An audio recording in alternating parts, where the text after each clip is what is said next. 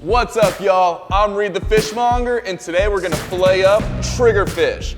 Triggerfish, when I was a younger guy, used to be known as a throwback fish or a trash fish, and like so many other species that used to be trash fish, they are now top shelf table fare.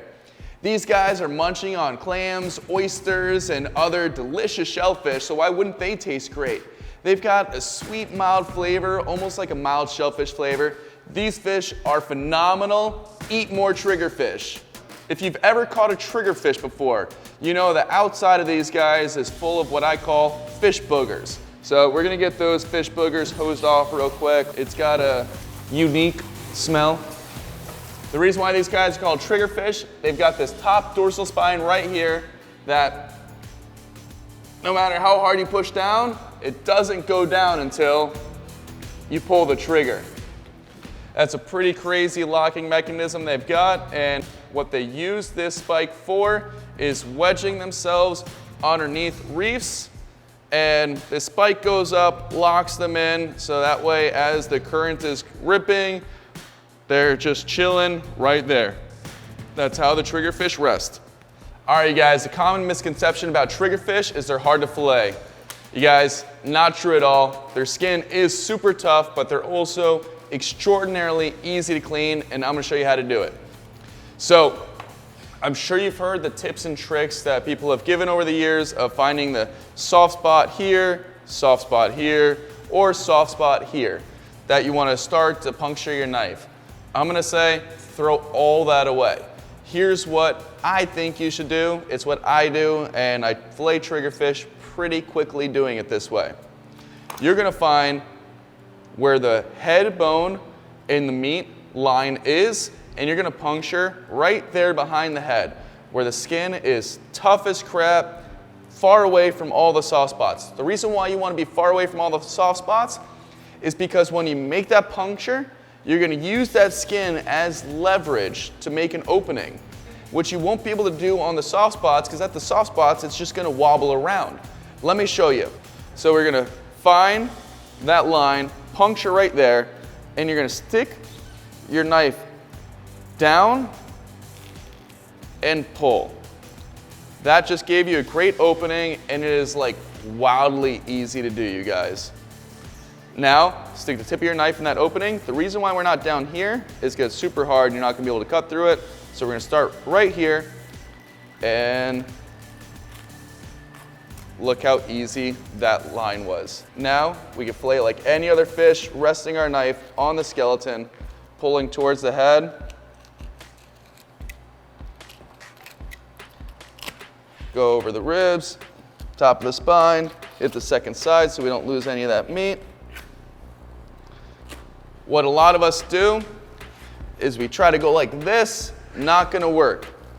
The skin is much softer on the inside, obviously.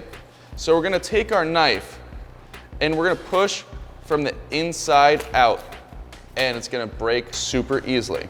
A lot of triggerfish have these little fat pockets. They're edible, but when they're red, they're a little fishy, so we cut that out. They come right off. And you guys, there's your triggerfish fillet. We're gonna do it again. Flip it over, right that line, puncture, pull forward, flip it around, tip of the knife, right that opening, slide down, and start filleting it like any other fish.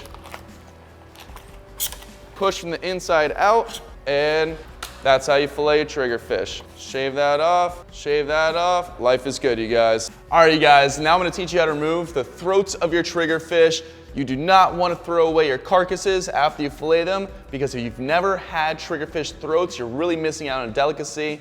It's like a bone-in chicken thigh, but way better.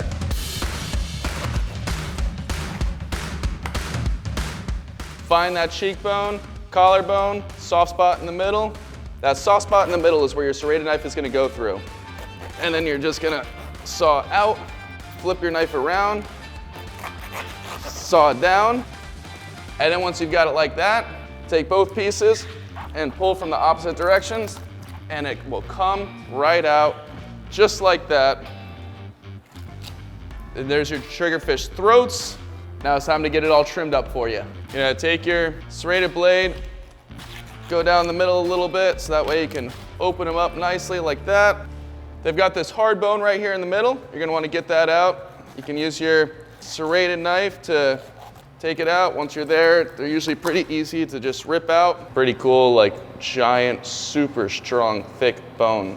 It's crazy how tough these fish are. And now that you're here, your fingers will easily slide between the meat and the skin. Grab the skin, grab the collar, and pull, and there you go. Let's trim out a little bit of this gook in there.